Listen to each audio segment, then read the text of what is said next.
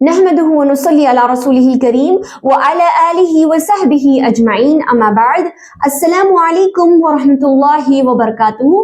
امید ہے آپ سب لوگ خیر و عافیت سے ہوں گے انشاءاللہ۔ اللہ تعالیٰ دنیا بھر کے تمام مسلمانوں کو اپنے گھر کی زیارت کم از کم ایک مرتبہ نصیب کرے، آمین۔ اور تمام لوگ جن کے دل میں حج اور عمرہ کی خواہش ہے، اللہ تعالیٰ ان کی خواہشات کو پورا کرے، آمین ثم آمین۔ اگر آپ لوگ عمرہ کو جا رہے ہیں یا عمرہ جانے کا ارادہ ہے تو یہ ویڈیو آپ کے لیے بہت زیادہ فائدہ مند ثابت ہوگی، کیونکہ آج کے اس ویڈیو میں ہم لوگ بات کرنے جا رہے ہیں کہ عمرہ کی کیا تعریف ہے، کسے عمرہ کہتے ہیں، عمرہ کی کیا فضیلت ہے اور عمرہ کا کیا طریقہ ہے۔ یعنی قرآن اور صحیح احادیث کی روشنی میں آپ کو سٹیپ بائی سٹیپ بتانے والی ہوں کہ کس طریقے سے عمرہ کیا جاتا ہے۔ آپ لوگ بس امیجن کیجئے کہ ابھی آپ وہاں پر موجود ہیں، جیسا میں بتا رہی ہوں ویسا کرتے چلے جائیں انشاءاللہ۔ تو آپ اس ویڈیو کو اپنے ریلیٹیوز یا جاننے والے جو عمرہ کو جا رہے ہیں انہیں گفٹ سمجھ کر ضرور شیئر کیجیے گا، انہیں فائدہ ہوگا۔ اور اگر آپ نے اب تک میرے چینل کو سبسکرائب نہیں کیا ہے تو ضرور سبسکرائب کریں تاکہ آپ اسی طریقے کی اور دینی تعلیمات حاصل کرتے رہیں۔ تو چلیے چلتے ہیں ہمارے ویڈیو کی طرف۔ تو چلیے سب سے پہلے یہ معلوم کرتے ہیں کہ آخر عمرہ کہا کسے جاتا ہے، عمرہ کسے کہتے ہیں۔ تو اس کا ڈیفینیشن یہ ہے کہ مکہ مکرمہ پہنچ کر چند مخصوص اعمال کی ادائیگی کے ساتھ کعبۃ اللہ کی زیارت کرنا عمرہ کہلاتا ہے، ٹھیک ہے۔ اب عمرہ کا حکم کیا ہے، یعنی یہ فرض ہے یا سنت ہے، تو اس بارے میں علماء کی مختلف رائے ہے۔ کچھ علماء کہتے ہیں کہ یہ ایک فرض ہے اور کچھ کہتے ہیں کہ یہ سنت ہے، لیکن اس میں راجح بات یعنی جس پر تمام علماء کا اتفاق ہے اور صحیح بات یہی ہے کہ عمرہ کرنا مسنون ہے، یعنی سنت ہے۔ سنت کسے کہا جاتا ہے؟ جس کا کرنا بہت زیادہ اچھا ہے، بہت زیادہ ثواب اور نیکی ملتی ہے، لیکن نہ کرنے پر گناہ نہیں ہوتا، اسے سنت کہا جاتا ہے۔ تو عمرہ جو ہے سنت ہے، ہاں البتہ اگر کوئی انسان اسے شروع کر دیتا ہے تو اسے کمپلیٹ کرنا فرض ہے، جس کی دلیل ہمیں قرآن سے ملتی ہے۔ اللہ رب العالمین نے فرمایا وَأَتِمُّ الْحَجَّ وَالْعُمْرَةَ لِلَّهِ، کہ تم اللہ تعالیٰ کی خاطر حج اور عمرہ کو مکمل کرو۔ تو اگر کسی نے آلریڈی شروع کر دیا ہے تو اسے انکمپلیٹ نہیں کر سکتا، اسے کمپلیٹ کرنا چاہیے۔ اس کے علاوہ عمرہ سنت ہے، فرض نہیں ہے۔ اب چلیے یہ معلوم کرتے ہیں کہ اس کا کیا وقت ہے، ٹھیک ہے۔ تو عمرہ کا کوئی خاص وقت نہیں ہے، عمرہ سال بھر کے کسی بھی دن میں اور دن کے کسی بھی حصے میں کیا جا سکتا ہے، ٹھیک ہے۔ آپ صبح میں کریں، شام میں کریں، تہجد میں کریں یا چاشت کے وقت کریں، کسی بھی وقت عمرہ کیا جا سکتا ہے۔ اس کے لیے کوئی خاص دن یا کوئی خاص وقت مقرر نہیں ہے۔ اور امپورٹنٹ بات یہ کہ اگر ہم لوگ چاہتے ہیں کہ ہمارا عمرہ اللہ تعالیٰ کے پاس مقبول ہو، اللہ تعالیٰ اسے قبول کرے، ہمیں اس کا ثواب حاصل ہو، تو ہمیں دو شرطوں کا لحاظ رکھنا بہت زیادہ ضروری ہے۔ یہ وہی دو شرطیں ہیں جو دوسرے تمام نیکیوں کے لیے ضروری ہے۔ وہ دو شرطیں کیا ہیں؟ پہلی شرط خالص اللہ تعالیٰ کے لیے کیا جائے، ریاکاری سے بچا جائے۔ یعنی آج کل کے زمانے میں جو ہو رہا ہے کہ لوگ یوٹیوب بلاگز بنانے کے لیے عمرہ پر جاتے ہیں اور اسے کیپچر کرتے ہیں تاکہ لوگوں کے درمیان وہ ویڈیو زیادہ وائرل ہو، وہ فیمس ہو وغیرہ وغیرہ، یا پھر لوگ اپنے خاندان میں شہرت کے لیے کہ ہم پیسے والے ہیں، ہم لوگ عمرہ کو جا رہے ہیں، یا پھر اس قسم کا کوئی بھی وسوسہ جو شیطان کی جانب سے ہوتا ہے انسانوں پر، تو اس قسم کی کوئی بھی وسوسے کو اپنے اندر آنے نہ دیں۔ صرف خالص اللہ تعالیٰ کو راضی کرنے کے لیے ہم لوگ عمرہ کر رہے ہیں، یہ ہماری نیت ہونی چاہیے سب سے پہلے۔ جیسے کہ اللہ تعالیٰ نے سورۃ الزمر آیت نمبر 65 میں فرمایا وَلَقَدْ أُوحِيَ إِلَيْكَ وَإِلَى الَّذِينَ مِن قَبْلِكَ، کہ تحقیق ہم نے تم پر یعنی اس امت پر ہی اور اس سے پہلے جتنی امتیں گزری ہیں ان سب پر یہی وحی کی ہے کہ لَإِنْ أَشْرَكْتَ لَيَحْبَطَنَّ عَمَلُكَ، کہ اگر تم لوگ میرے ساتھ کسی کو شریک کرتے ہو، یعنی میرے علاوہ کسی اور کو خوش کرنے کے لیے کوئی نیکی کر رہے ہو، لَيَحْبَطَنَّ عَمَلُكَ، تو ایسے عمل کو تو ہم برباد کر دیں گے۔ اور آگے اللہ تعالیٰ فرماتا ہے اس کا نقصان کسے ہوگا؟ وَلَتَكُونَنَّ مِنَ الْخَاسِرِينَ، تم ہی خسارہ اٹھانے والے ہو جاؤ گے. یعنی ایک تو ہمارا عمل قبول بھی نہیں ہوگا، دوسرا ہم لوگ اس سے نقصان بھی اٹھائیں گے. یعنی ہوگا یہ کہ کل قیامت کے دن اللہ تعالیٰ کہے گا کہ جا کر تم ان لوگوں کے پاس اپنی نیکی لے لو جن کو دکھانے کے لیے تم نے یہ عمل کیا تھا. اللہ اکبر. تو اس بات کا خاص لحاظ رکھیں کہ شیطان کے وسوسوں میں نہ آئیں، صرف اور صرف اللہ تعالیٰ کو راضی کرنے کی نیت سے بغیر ریاکاری کے عمرہ کو جائیں. ٹھیک ہے، سب سے پہلے اپنی نیت کو خالص رکھنا. دوسری اہم شرط یہ کہ ہمارا عمرہ بالکل سنت کے مطابق ہو، یعنی جیسے اللہ کے رسول صلی اللہ علیہ وسلم نے ہمیں سکھایا ہے انہی کے مطابق ہمیں عمرہ کرنا ہے. اپنی طرف سے کچھ بھی ایکسٹرا آرڈنری یا پھر ثواب سمجھ کر کچھ بھی ادھر ادھر نہیں کرنا چاہیے. تو میں ابھی آپ کو طریقہ دکھانے والی ہوں سنت صحیح احادیث کی روشنی میں.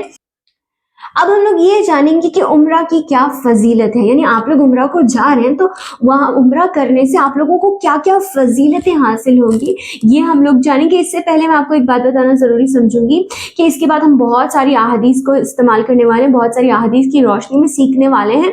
تو ہر حدیث کو عربی الفاظ میں بولنا، اس کا ترجمہ کرنا اور اس کے احادیث کی کتاب اور اس کا نمبر ریفر کرنا بہت زیادہ لمبا ہو جائے گا ویڈیو، جس کی وجہ سے آپ کو بیزارگی یا اکتاہٹ ہو سکتی ہے. اسی لیے ہر حدیث کو میں جب بیان کروں گی تو اسکرین پر آپ کے سامنے حدیث کی کتاب اور اس کا نمبر دکھایا جائے گا، آپ اسے وہاں سے ریفر کر سکتے ہو اگر آپ اس کی تشریح دیکھنا چاہتے ہو تو چلیے شروع کرتے ہیں. سب سے پہلی حدیث عمرہ کی فضیلت جو ہمیں ملتی ہے وہ ابو ہریرہ رضی اللہ عنہ کی ہے، بخاری اور مسلم میں موجود ہے. اللہ کے رسول صلی اللہ علیہ وسلم فرماتے ہیں کہ العمرۃ الی العمرۃ کفارۃ لما بینہما، کہ جب انسان ایک عمرہ کرتا ہے اور دوسرا عمرہ کرنے کے درمیان جتنے بھی اس سے چھوٹے موٹے گناہ ہوتے ہیں تو اس کا دوسرا عمرہ اس کے لیے کفارہ بن جاتا ہے، یعنی اس کے دونوں عمرہ کے درمیان کے گناہ معاف کر دیے جاتے ہیں. اللہ اکبر. تو ایک عمرہ کے بعد جتنے بھی گناہ ہوتے ہیں دوسرا عمرہ اس کے لیے کفارہ بن جاتا ہے. اس کے بعد دوسری فضیلت جو ہمیں معلوم ہوتی ہے ترمذی اور ابن ماجہ سے کہ پے در پے حج اور عمرہ کرنا، یعنی ایک کے بعد ایک پیچھے پیچھے حج یا عمرہ کرتے رہنے سے ایک تو گناہ معاف ہوتے ہی ہیں، ساتھ ہی ساتھ جو انسان بار بار حج اور عمرہ کرتا ہے اس کے فقر و فاقہ بھی دور ہوتا ہے. اللہ اکبر. گناہ بھی معاف ہوتے ہیں اور یعنی ان کے رزق میں فراوانی ہوتی ہے، اللہ تعالیٰ ان کے رزق میں برکت دیتا ہے، اچھی کمائی اچھی دولت دیتا ہے. اس کے بعد تیسری فضیلت جو ہمیں معلوم ہوتی ہے ابن ماجہ سے جو کہ حسن ہے روایت، فرماتے ہیں اللہ کے رسول صلی اللہ علیہ وسلم کہ حج کرنے والے اور عمرہ کرنے والے اللہ کے مہمان ہوتے ہیں. سبحان اللہ. جب وہ اللہ سے مانگتے ہیں تو اللہ تعالیٰ انہیں عطا کرتا ہے. چوتھی فضیلت جو ہمیں معلوم ہوتی ہے بخاری اور مسلم سے، جسے میں اور آپ بہت اچھی طریقے سے جانتے ہیں، کہ رمضان المبارک کے مہینے میں عمرہ کرنا حج کا ثواب حاصل ہوتا ہے. یہاں پر ایک بات یاد رکھیں کہ رمضان میں جا کر عمرہ کر لینے سے حج کا فرض ساقط نہیں ہوتا، حج کا آپ کا فرض رہتا ہی ہے. رمضان کے مہینے میں عمرہ کرنے سے حج کے برابر ثواب ملتا ہے، صرف ثواب ملتا ہے، حج نہیں ہوتا. اب سب سے زیادہ امپورٹنٹ بات جس کے بارے میں ہم لوگ بات کرنے والے ہیں وہ ہے عمرہ کا طریقہ. اس کے بعد سے ویڈیو کو ہرگز مت سکپ کیجیے گا، بہت زیادہ امپورٹنٹ ہے، اس کا ایک سٹیپ بھی مس مت کیجیے گا، کیونکہ میں آپ لوگوں کو ذہنی طور سے پریپیئر کرنا چاہتی ہوں، کہ آپ کا مائنڈ سیٹ بنانا چاہتی ہوں کہ کس جگہ پر جا کر آپ کو کیا پڑھنا ہے، کیا کرنا ہے. یہ ساری چیزیں میں آپ کو بتانا چاہتی ہوں تاکہ آپ لوگ وہاں پر جا کر پریشان نہ ہو کہ اب کیا کرنا ہے، کیا پڑھوں کیا نہیں. اسی لیے میں آپ لوگوں کو پریپیئر کرنا چاہتی ہوں. تو ہو سکے تو ایک پین اور پیپر لے کر بیٹھ جائیں تاکہ آپ امپورٹنٹ باتیں نوٹ کر لیں. اور انشاءاللہ اس ویڈیو کے اینڈ میں آپ لوگوں کو اسکرین پر ایک پیپر دکھاؤں گی جس میں نے وہ ساری دعائیں لکھی ہیں، جس جگہ پر جا کر کون سی دعا پڑھنا ہے سنت سے جو ثابت ہے وہ میں آپ کو دکھاؤں گی. سب سے پہلی بات یہ کہ عمرہ 4 ارکان پر مشتمل ہے، یعنی آپ کو عمرہ میں صرف 4 کام کرنے ہیں. وہ کیا ہے؟ سب سے پہلی چیز احرام باندھنا، ٹھیک ہے. دوسری چیز کعبۃ اللہ کا طواف کرنا. تیسری چیز صفا مروہ کے درمیان سعی کرنا. چوتھی چیز حلق کرنا، یعنی اپنے بال منڈوانا یا کٹ کر لینا، اسے چھوٹا چھوٹا کر لینا.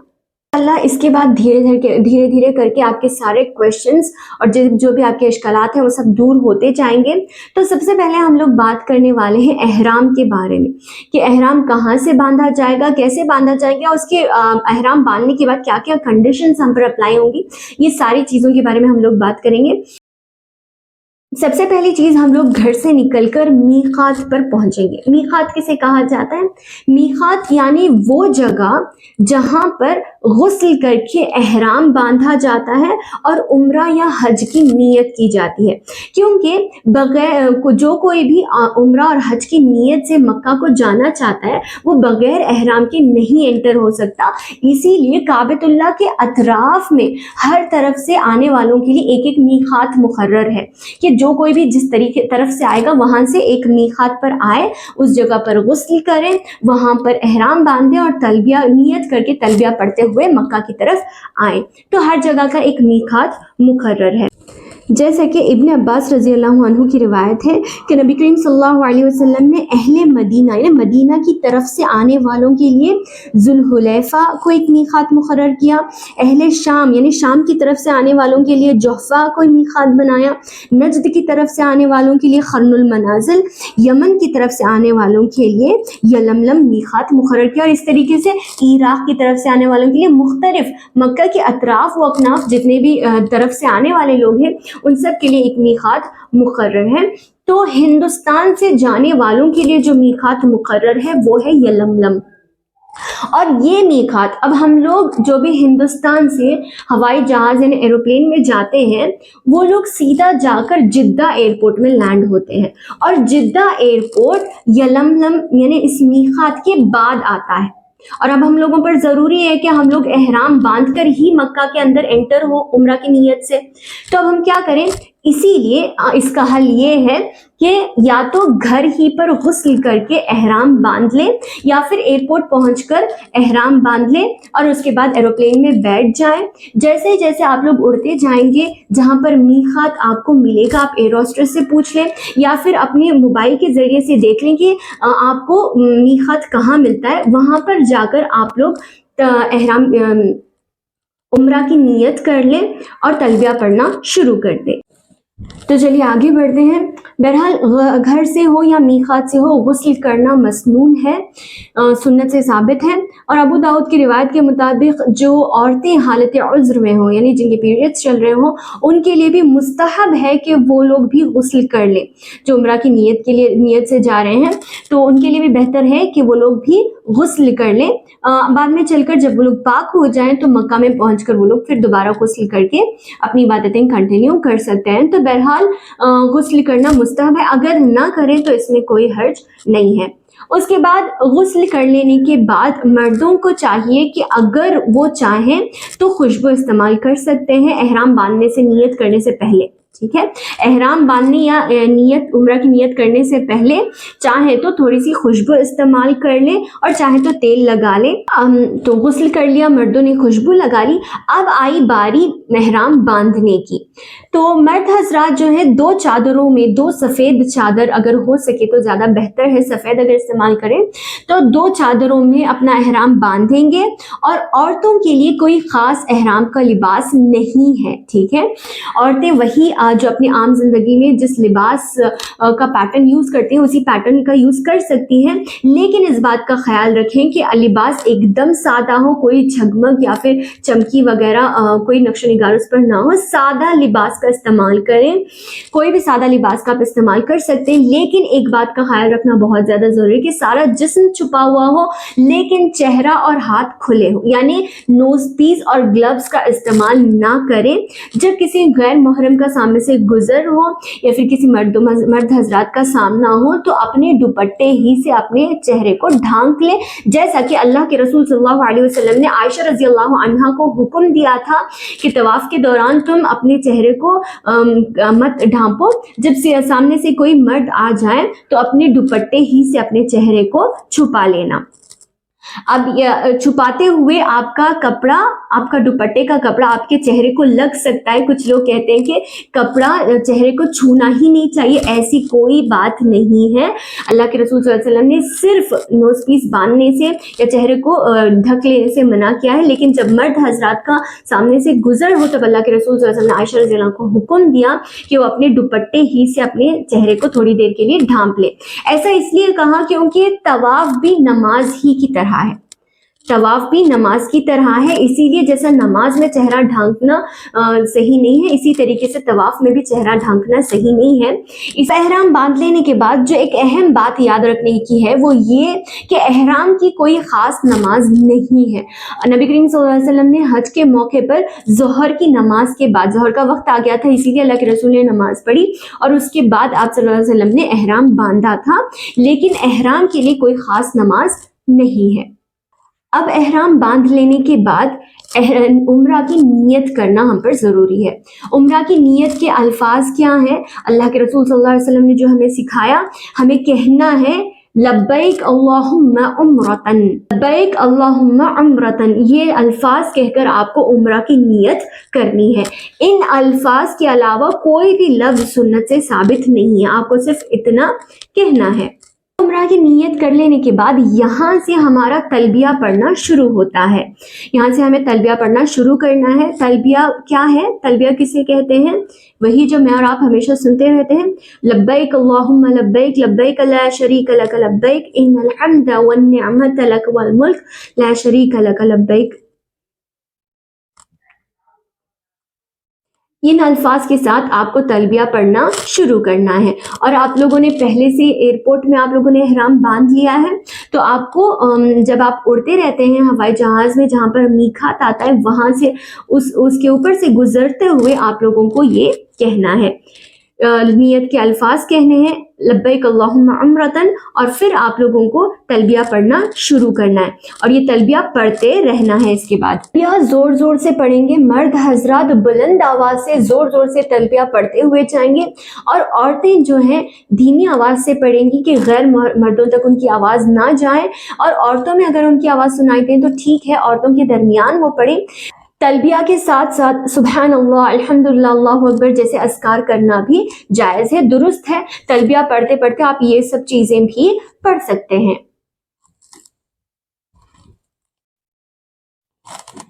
اب یہاں احرام باندھ کر نیت کر لینے کے بعد ہم پر چند چیزیں عائد ہوتی ہیں.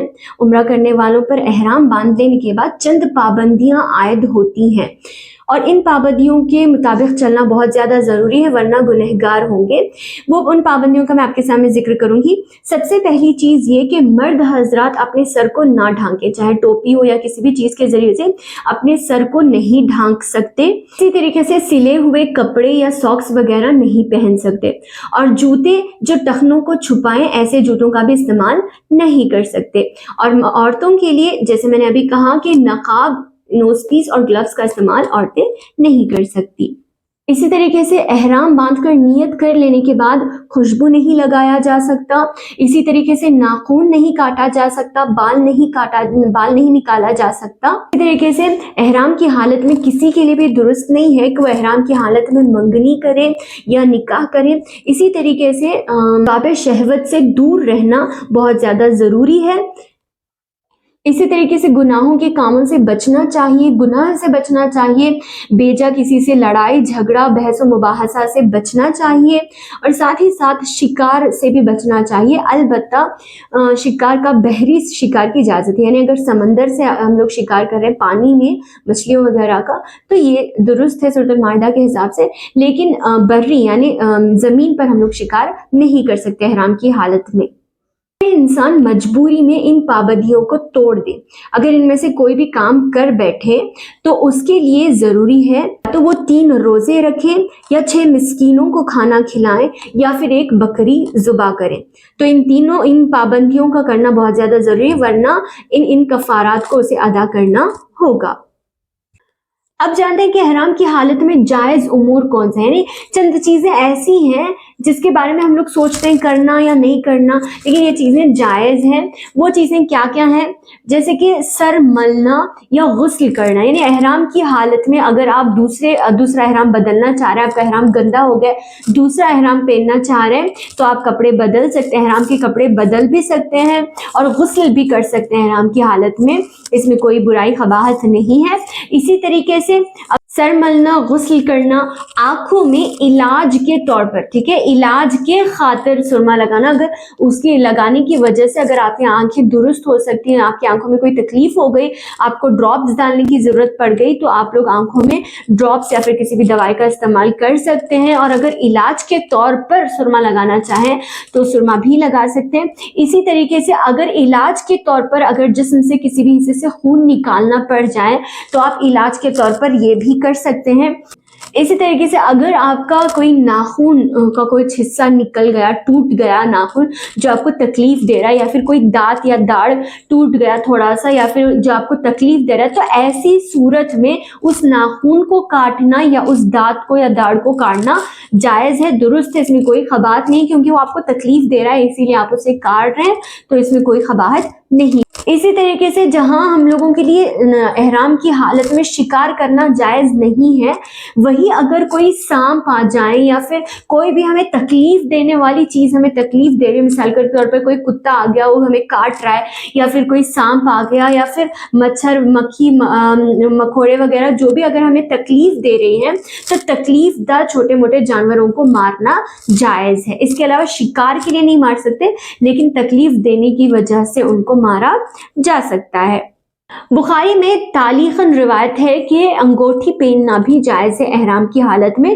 اسی پر قیاس کرتے ہوئے علماء اکرام نے احرام کی حالت میں سن گلاسز پہننا، بیلٹ لگانا، واچ پہننا، ان تمام چیزوں کو جائز قرار دیا۔ یہ سب چیزیں جائز ہیں، ہمیں یوزولی معلوم نہیں ہوتا تو ہم سوچتے ہیں کہ جائز ہے یا ناجائز، جائز ہے، ٹھیک ہے۔ احرام کی حالت میں واچ پہننا، سن گلاسز کا استعمال کرنا دھوپ سے بچنے کے لیے، بیلٹ کا استعمال کرنا اپنی چیزیں رکھنے کے لیے، یا پرس کا استعمال کرنا اپنے پیسوں کی حفاظت کرنے کے لیے، یہ سب چیزیں جائز اور درست ہیں۔ اسی طریقے سے عورتوں کے لیے بھی احرام کی حالت میں زیورات کا استعمال کرنا درست ہے۔ اسی طریقے سے اگر وہ رنگین کپڑے استعمال کرنا چاہے تو اس میں بھی کوئی قباحت نہیں ہے، رنگین کپڑے اور زیورات وغیرہ کا عورتیں استعمال کر سکتی ہیں۔ اب ہم لوگ بات کرنے جا رہے ہیں عمرہ کے دوسرے رکن یعنی طواف کے بارے میں۔ اب تک ہم لوگوں نے غسل کر لیا، احرام پہن لیا، عمرہ کی نیت کر لی، نیت کے الفاظ کہہ دیے اور تلبیہ شروع کر دیا۔ اب تلبیہ پڑھتے ہم لوگ پہنچ گئے ہیں مکہ مکرمہ کے قریب۔ اب ہماری ایکسائٹمنٹ اور زیادہ بڑھ گئی ہے۔ اب جیسے ہم لوگ مکہ کے قریب پہنچیں گے تو مکہ حرم مکی میں داخل ہونے سے پہلے باوضو ہونا ضروری ہے۔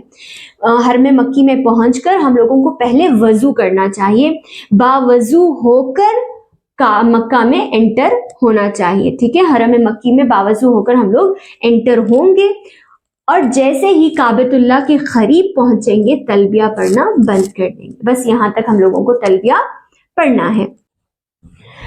سب سے پہلا پوائنٹ تو یہ کہ طواف کسے کہا جاتا ہے۔ دیکھیے، طواف کا مطلب ہوتا ہے کعبۃ اللہ کے اطراف گھومنا۔ کعبۃ اللہ کے اطراف گھومنے کو طواف کہا جاتا ہے۔ اب طواف کیسے ہوتا ہے یہ ہم لوگ معلوم کرتے ہیں۔ اب جیسے ہی کعبۃ اللہ پر پہلی نظر پڑتی ہے، ہر مومن کا دل بھر آتا ہے اور آنکھوں سے خوشی کے آنسو جھلک پڑتے ہیں اور ہاتھ خود بخود دعا کے لیے اٹھ جاتے ہیں۔ تو ہمیں کرنا یہی ہے، جیسے ہی پہلی نظر کعبۃ اللہ پر پڑتی ہے اپنے ہاتھوں کو اٹھانا چاہیے۔ یہ حضرت ابن عباس رضی اللہ عنہ کا عمل ہے۔ اگر ہاتھ اٹھائے بغیر دعا کرنا چاہیں تب بھی کوئی بات نہیں ہے، آپ بغیر ہاتھ اٹھائے بھی دعا کر سکتے ہیں، اور آپ جو چاہیں وہ دعا کر سکتے ہیں۔ لیکن اگر آپ چاہیں تو عمر رضی اللہ عنہ سے ثابت یہ دعا بھی پڑھ لیں۔ حضرت عمر رضی اللہ عنہ جو دعا کرتے تھے، اللہم انت السلام ومنک السلام فحینا ربنا بالسلام، اگر آپ چاہیں تو یہ دعا پڑھ لیں۔ اب ہم لوگ کعبۃ اللہ کے قریب پہنچ گئے, اسے جی بھر کے دیکھ لیا, دعا مانگ لی. اب ہم لوگ طواف کی طرف چلتے ہیں. طواف شروع کرنے سے پہلے مرد حضرات استبا کر لیں. استبا کسے کہا جاتا ہے؟ یعنی احرام کی جو چادر ہے دائیں بغل کے نیچے سے نکال کر اس کا کنارہ بائیں کندھے پر ڈال لیں کہ دایاں کندھا کھلا رہے گا اور بایاں کندھا بند رہے گا. یعنی آپ کو کیا کرنا ہے, دائیں کندھے کے نیچے سے چادر لینا ہے اور بائیں کندھے پر ڈال لینا ہے. اب مرد حضرات کا استبا کر لینے کے بعد ہم لوگ سب سے پہلے جائیں گے حجر اسود کے پاس. حجر اسود کو بوسہ دینا اگر یہ ممکن نہ ہو, یعنی جا کر حجر اسود کو کس کرنا چاہیے, اگر یہ ممکن نہ ہو تو ہاتھ سے چھو کر اپنے ہاتھ کو چوم لیں. اگر ایسا بھی ممکن نہ ہو تو کسی چھڑی وغیرہ کو استعمال کر کے اسے حجر اسود کو چھوئیں اور اس چھڑی کی اس لگی ہوئی جگہ پر آپ بوسہ لے لیں, یہ بھی ممکن ہے. اگر ایسا بھی نہ ہو سکے, رش بہت زیادہ ہو, حجر اسود کو چھونا یا اس کے قریب جانا مشکل ہے, ممکن نہیں ہے, تو ایسی صورت میں صرف آپ اپنے ہاتھ سے اشارہ کرتے ہوئے بسم اللہ یا اللہ اکبر کہہ کے ہاتھ سے اشارہ کر دیں, یہ بھی کافی ہے. ٹھیک ہے, یا تو حجر اسود کے پاس جا کر اسے کس کرنا یا چھڑی کے ذریعے سے, یا پھر نہ ہو سکے تو صرف ہاتھ سے اشارہ کرتے ہوئے بسم اللہ اللہ اکبر کہہ دیں. اور یہ عمل آپ ہر طواف کے ہر چکر میں, 7 چکر لگانے آپ کو طواف میں, 7 چکروں میں بھی آپ یہی عمل کریں گے. اب یہاں سے آپ کا طواف شروع ہو رہا ہے. ٹھیک ہے, اب مرد حضرات شروع کے 3 چکروں میں رمل کریں گے, یعنی تیز چلیں گے. سٹارٹنگ کے 3 راؤنڈز میں تیز چلیں گے مرد حضرات, اور بقیہ 4 میں معمول سی چال چلیں گے. ٹھیک ہے, اور عورتوں کے لیے یہ نہیں ہے, اور اگر کوئی مرد حضرات بوڑھے ہیں یا پھر کوئی بیماری کی وجہ سے کمزور ہیں اور نہ چل سکے تو کوئی بات نہیں. اب حجر اسود اور رکن یمانی کے درمیان یہ دعا مسنون ہے. کون سی دعا پڑھنا چاہیے؟ ربنا آتنا فی الدنیا حسنۃ وفی الآخرۃ حسنۃ وقنا عذاب النار. ہر چکر میں حجر اسود سے رکن یمانی کے درمیان ہمیں یہ دعا پڑھنا چاہیے جو سنت سے ثابت ہے. اس کے علاوہ طواف کے ہر چکر میں کوئی دعا ثابت نہیں ہے. کوئی بھی ذکر، اذکار، دعائیں یا قرآن کی تلاوت بھی کی جا سکتی ہے. دوران طواف رکن یمانی کو بوسہ دینا یا اس کی طرف اشارہ کرنا سنت سے ثابت نہیں ہے. ممکن ہو تو صرف ہاتھ سے چھونا مسنون ہے.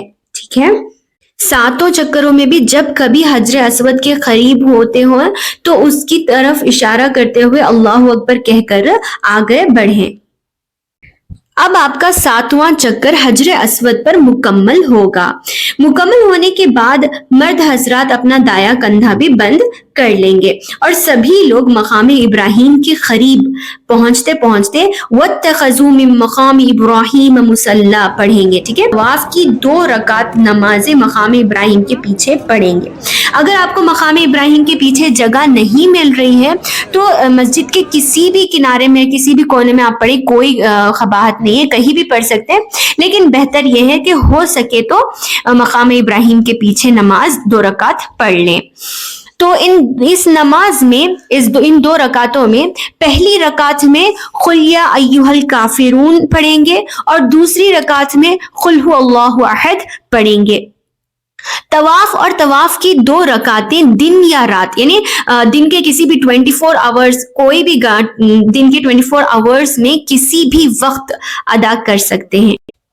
اب اس کے بعد حجر اسود اور کعبۃ اللہ کے دروازے کے درمیان، حجر اسود اور کعبۃ اللہ کے درمیان جو دیوار ہے اسے ملتزم کہا جاتا ہے. جو دیوار ہے اس ملتزم کو چھونا، اس پر چمٹنا، اس پر چہرہ، سینہ، ہاتھ اور بازو رکھنا، وہاں پر جا کر دعائیں کرنا، یہ سب مسنون ہے، سنت سے ثابت ہے. اگر آپ چاہیں تو یہ سب کر سکتے ہیں. اب آگے پڑھنے سے پہلے طواف کے بارے میں چند باتیں یاد رکھنا بہت زیادہ ضروری ہے. ان چیزوں کا خیال کریں طواف کرتے ہوئے. وہ کیا کیا چیزیں ہیں؟ پہلی چیز یہ کہ دوران طواف، یعنی طواف کرتے ہوئے بغیر کسی ضرورت کے بلا وجہ باتیں نہ کریں، کیونکہ طواف بھی نماز ہی کی طرح ہے. اگر کوئی ضروری بات ہے، کوئی جائز گفتگو ہے، حلال ہے تو کر سکتے ہیں، لیکن ایمرجنسی کے وقت کریں. بیکار اور لایانی گفتگو اور بیکار کی باتیں نہ کریں.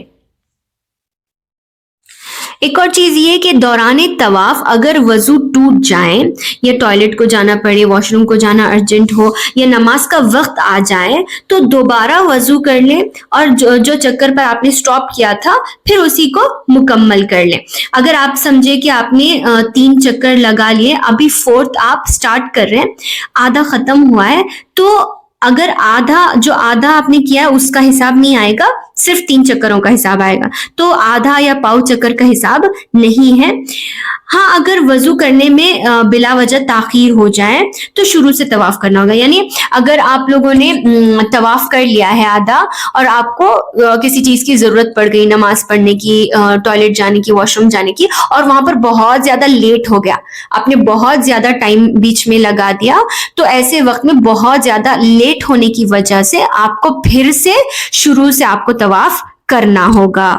ایک اور اہم بات جو اس سلسلے میں یاد رکھنے کی ہے وہ یہ کہ حجر اسود، رکن یمانی اور ملتزم، ان تینوں کے سوا پورے بیت اللہ میں کسی بھی حصے کو کس کرنا، چھونا یا اشارہ کرنا سنت سے ثابت نہیں ہے، کیونکہ اللہ کے رسول صلی اللہ علیہ وسلم نے ان تینوں کے علاوہ کسی کے بارے میں کچھ نہیں کہا، جبکہ حجر اسود کے بارے میں اللہ کے رسول نے حدیث میں ذکر کیا، رکن یمانی اور ملتزم کے بارے میں اللہ کے رسول نے ذکر کیا، جیسے کہ ایک حدیث میں حجر اسود اور رکن یمانی کو چھونا گناہوں کو مٹاتا ہے، سبحان اللہ، ابن خزیمہ کی صحیح روایت ہے۔ تو حجر اسود اور رکن یمانی کو ہو سکے تو چھوئیں، اس سے آپ کے گناہ معاف ہوں گے، تو ان سب چیزوں کو یاد رکھیں۔ بہرحال اب ہمارا طواف مکمل ہو گیا، اب ہم لوگوں نے طواف ختم کر کے مقام ابراہیم کے پیچھے 2 رکعت نماز پڑھ لی اور ملتزم میں جا کر ہم نے دعائیں کر لی۔ اب ہم لوگ آگے بڑھیں گے اور جائیں گے زمزم کے کنویں کے پاس۔ زمزم کے کنویں کے پاس ہم لوگ جا کر پیٹ بھر کر ہم لوگ زمزم پیئیں گے، اگر ہو سکے تو اس میں اپنے سر پر بھی تھوڑا سا زمزم ڈال لیں اور پیئیں، لیکن یاد رکھیں کہ یہاں پر یعنی زمزم کی اس جگہ پر کوئی بھی دعا اور نہ نماز جائز ہے، یہاں پر کوئی بھی دعا اور نماز ثابت نہیں ہے، ٹھیک ہے، لیکن البتہ حدیث میں یہ ذکر کیا گیا ہے طبرانی کی صحیح روایت میں کہ روئے زمین پر سب سے بہترین پانی زمزم ہے، جو بھوکے کے لیے غذا، بیمار کے لیے شفا ہے، زمزم کا پانی جس ارادے سے پیا جائے وہ ارادہ پورا ہوتا ہے، اللہ اکبر۔ تو زمزم کا پانی بہت ہی زیادہ بابرکت ہے، اسے اپنے جسم پر یا علاج کے طور پر اپنی جہاں بھی آپ کو چاہیں آپ اسے ڈال لیں۔ اب ہمارا طواف مکمل ہو گیا، اب چلتے ہیں عمرہ کی تیسرے رکن کی طرف جو ہے سعی۔ سعی کسے کہا جاتا ہے؟ سعی کا مطلب ہوتا ہے صفا اور مروہ کے درمیان چلنا، اسے سعی کہا جاتا ہے۔ اب سعی شروع کرنے سے پہلے حجر اسود کو بوسہ دینا یا اشارہ کرنا درست ہے، آپ چاہیں تو اسے حجر اسود کو جا کر بوسہ دیں یا اشارہ کر لیں دور سے۔ اس کے بعد صفا کی پہاڑی کے پاس پہنچ کر صفا پہاڑی پر چڑھتے چڑھتے آپ لوگ یہ آیت پڑھیں گے، ان الصفا والمروہ من شعائر اللہ، اور ایک اور آیت ابدعوا بما بدع اللہ بہ، یہ آپ لوگ پڑھیں گے۔ اب ہم لوگ صفا پہاڑی پر چڑھ گئے، اب صفا پر کھڑے ہو کر قبلہ رو ہو جائیں اور 3 مرتبہ اللہ اکبر کہیں اور یہ ذکر پڑھیں۔ کیا پڑھنا ہے؟ لا الہ الا اللہ وحدہ لا شریک لہ، لہ الملک ولہ الحمد، یحیی ویمیت وہو علی کل شیء قدیر، لا الہ الا اللہ وحدہ لا شریک لہ، انجز وعدہ ونصر عبدہ وحزم الاحزاب وحدہ، یہ آپ کو پڑھنا ہے۔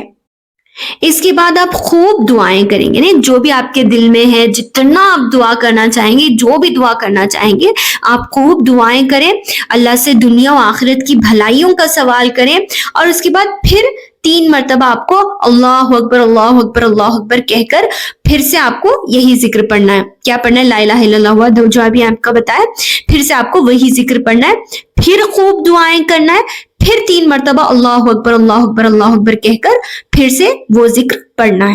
مطلب پورا حساب کیا ہوا؟ 3 بار آپ نے لا الہ الا اللہ والی دعا پڑھی اور 2 بار اپنے لیے دعائیں کی، ٹھیک ہے؟ تو اس حساب سے 3 بار ذکر کریں اور 2 بار اپنے لیے دعائیں مانگیں۔ یہ کر لینے کے بعد پھر صفا سے اتر کر معمول کی چال چلیں، یعنی صفا پہاڑی سے اتر جائیں گے، اتر کر چلتے ہوئے جائیں گے مروہ کی طرف۔ اب چلتے چلتے اگر درمیان میں جہاں پر سبز نشان یعنی گرین لائٹ آئے گی وہاں پر تیزی سے دوڑنا ہے۔ مرد حضرات کے لیے وہاں پر وہ لوگ تیزی سے دوڑیں گے اور اس کے بعد جیسے ہی گرین لائٹ ختم ہوگی پھر سے معمولی چلیں گے۔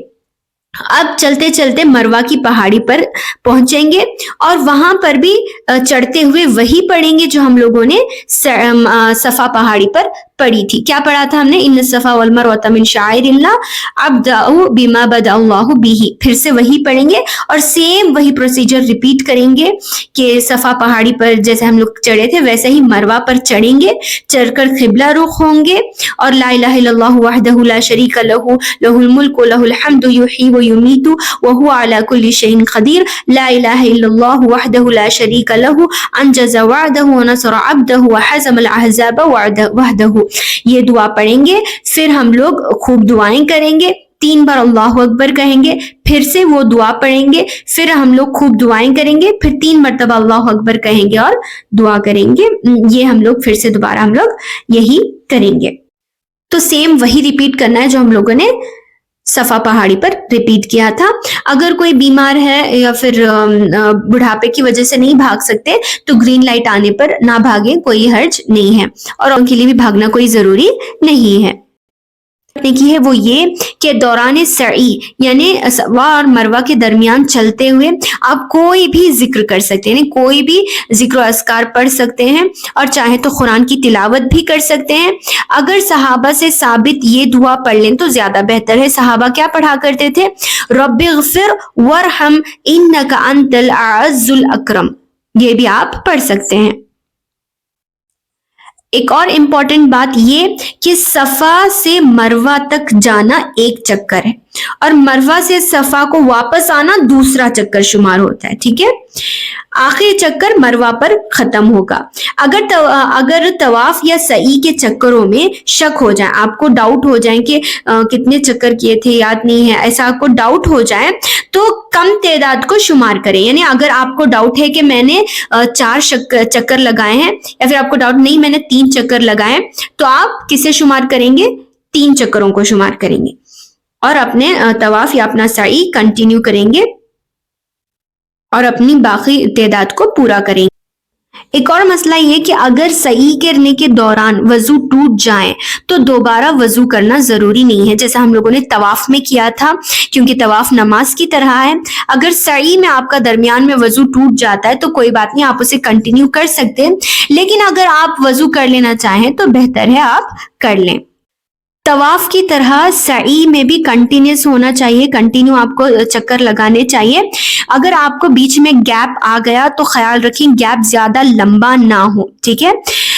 تو اگر نماز کا وقت ہو جائے یا کوئی عذر پیش آ جائے یا آپ کو تھکاوٹ محسوس ہوئی تو تھوڑی دیر کے لیے آپ راحت لے سکتے ہیں، تھوڑی دیر کے لیے آپ رک سکتے ہیں، لیکن زیادہ لمبا گیپ نہ لیں۔ اگر آپ نے زیادہ لمبا گیپ لے لیا تو آپ کو دوبارہ سے سٹارٹ کرنا ہوگا۔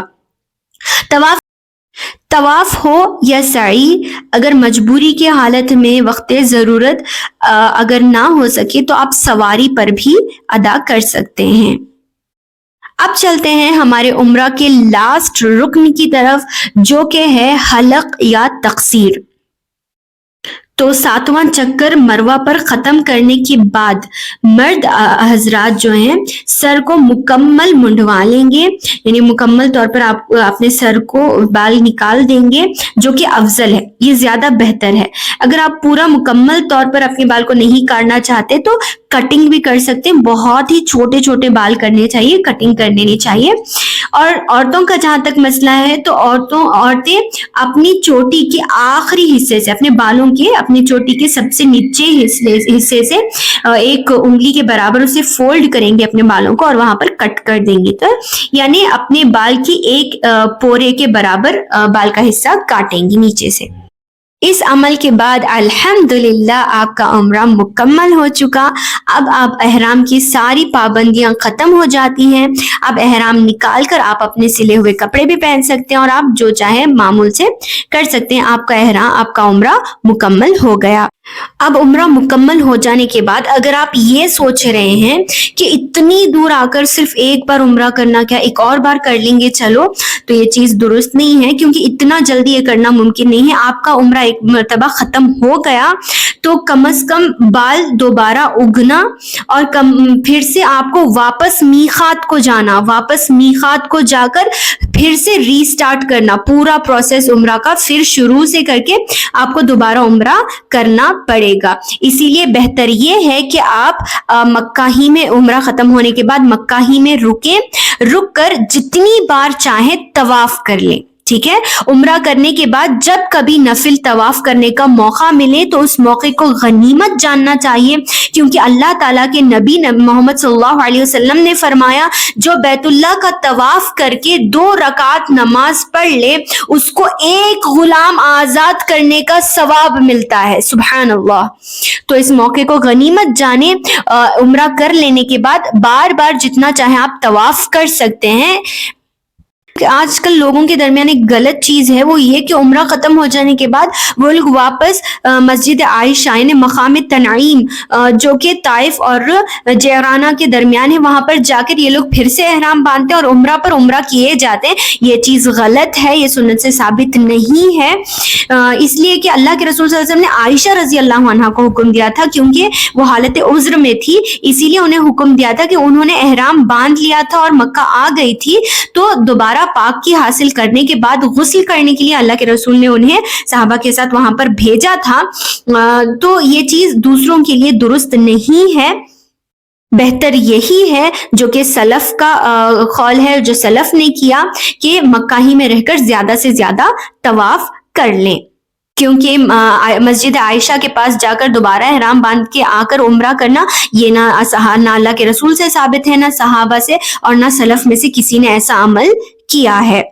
کہ سب سے بہترین بات تو یہ کہ خود مکہ مکرمہ میں رہ کر نمازیں پڑھنا اتنا افضل ہے تو کوئی اور عمل کرنے کی تو ضرورت ہی نہیں پڑتی، کیونکہ جیسے جابر بن عبداللہ رضی اللہ عنہ کی حدیث ہے، فرمایا نبی کریم صلی اللہ علیہ وسلم فرماتے ہیں کہ مسجد حرام کی ایک نماز دوسری مساجد کی 1,00,000 نمازوں سے افضل ہے، سبحان اللہ۔